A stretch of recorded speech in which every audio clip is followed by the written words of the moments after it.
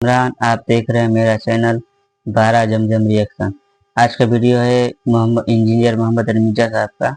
Video का topic है big bang क्या है और कुरान ने बिग बैंग के बारे में क्या बताया है। चलिए वीडियो देखते हैं कि बिग बैंग के बारे में इंजीनियर मोहम्मद अली मिर्जा साहब क्या बता रहे हैं। अवलम यरल्लज़ीना कफरू अन्नस समावाति वल अर्द, क्या काफिरों ने ये नहीं देखा। लफ्जी तर्जुमा तो ये बनेगा, बामुहावरा तर्जुमा होगा, क्या काफिरों ने नहीं जाना, उनके इल्म में ये बात नहीं आई। अन्नस समावाति वल अर्द, कि आसमानों और जमीन, यानी सारे आसमान और जमीन, कानता रतकन, ये आपस में गुंदे हुए थे, मिले हुए थे। फफतकनाहुमा, तो हमने इनको फाड़ कर जुदा किया।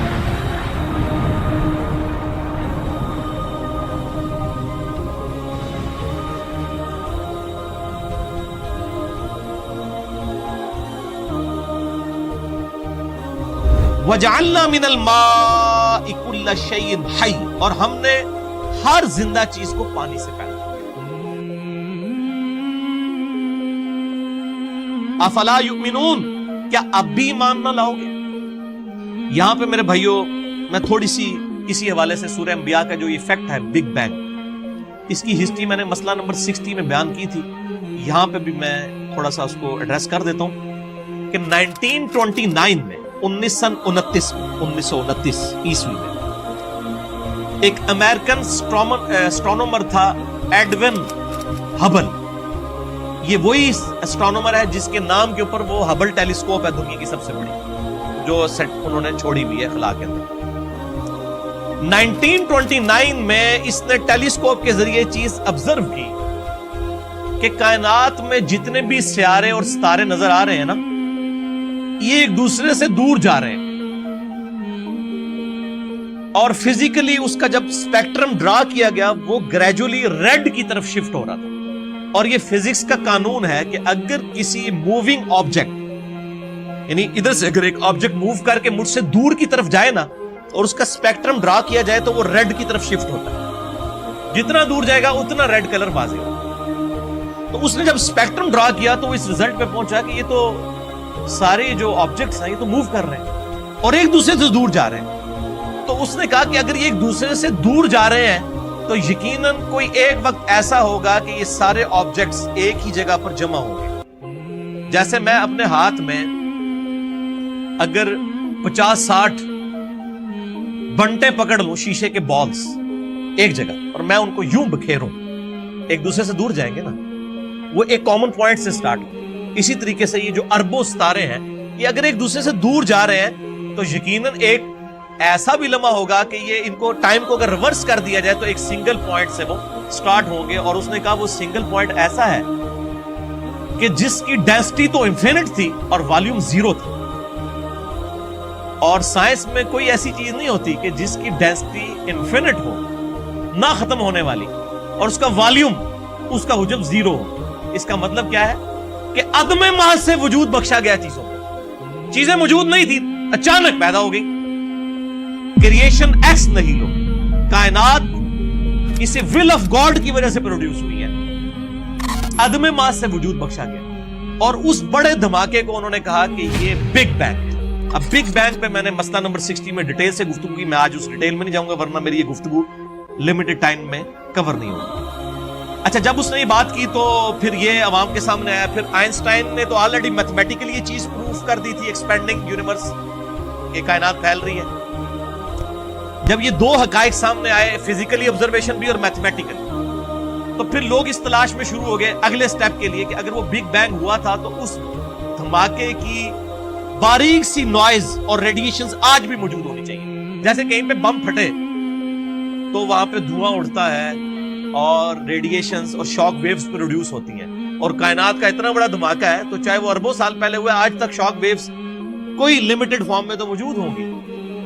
तो ये दो साइंटिस्ट थे, उनका नाम था, एक का नाम था ए पेंजियास और दूसरा था डब्ल्यू विल्सन। इन्होंने 1965 में वो कॉस्मिक माइक्रोवेव बैकग्राउंड रेडिएशंस दरियाफ्त कर ली। इनको कहते हैं CMBR, cosmic microwave background radiation जो बिग बैंग की वजह से प्रोड्यूस हुआ। 1978 में इन दोनों को नोबेल प्राइज दिया गया इसके ऊपर कि अब फिजिकली आपने प्रूव कर दी ये चीज। वो आज तक उस धमाके के असरात मौजूद है कायनात के अंदर। फिर 1989 से लेकर 1993 तक 4 सालों के लिए अमेरिका ने एक स्पेस शटल डिस्कवरी लॉन्च की ताकि फिजिकली खला के अंदर इन चीजों को ऑब्जर्व किया जाए, और उसके ऊपर $160 मिलियन लगे। आप जाके जरा गूगल पे लिखें CMBR, cosmic microwave background radiation, पूरी आपको विकिपीडिया बता देगा कि ये कैसे कैसे पहले हबल ने देखा, उसके बाद ये डिटेल्स आई और फिर 1989 में स्पेस शटल लॉन्च की गई। $160 मिलियन लगा के अमेरिका ने, और उस चीज को एस्टेब्लिश किया गया कि बिग बैंग जो है वो हुई थी। और मैं अक्सर बोलता हूं कि हर शय में इंसान को खुदा नजर आता है। ये भी लिटरेचर का जुमला है, ये ना कोई पकड़ लेके जी खुदा तो हमें नजर नहीं आ रहा, ये लिटरेचर का जुमला है। यानी क्रिएटर अपनी क्रिएशन की खूबसूरती से पहचाना जाता है। तो साइंटिस्ट ने इंसानी तारीख की सबसे बड़ी दरियाफ्त, डिस्कवरी करार दिया था बिग बैंग थ्योरी के एस्टेब्लिश होने को। बिग बैंग आज की डेट में थ्योरी नहीं है, ये एक साइंटिफिक फैक्ट है, और उनका हमने हैंड राइटिंग ऑफ गॉड देख ली है। इसकी वजह से मैथमेटिक्स को कहा जाता है ना कि हैंड राइटिंग ऑफ गॉड किसी ने देखनी है, खुदा की हैंड राइटिंग, तो वो साइंटिस्ट कहते हैं वो मैथमेटिक्स है। हर फिजिकल फिनोमेना के लिए आप इक्वेशन बना सकते हैं।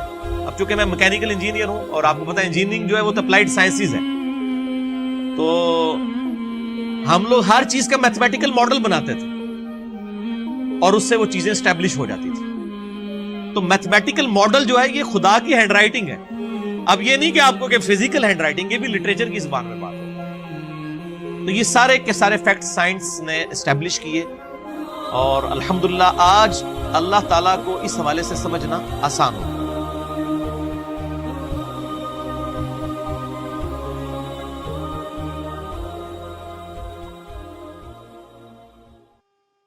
ये था वीडियो इंजीनियर मोहम्मद अमीजा साहब का।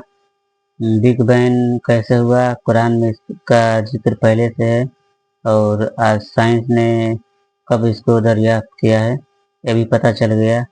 आपको वीडियो कैसा लगा कमेंट में बताएं, और ये भी बताएं कि आप साइंस से रिलेटेड वीडियो देखना चाहते हैं तो कमेंट में ये भी बताएं, ताकि इसी तरह का वीडियो साइंस से रिलेटेड वीडियो पे मैं रिएक्शन दूँ।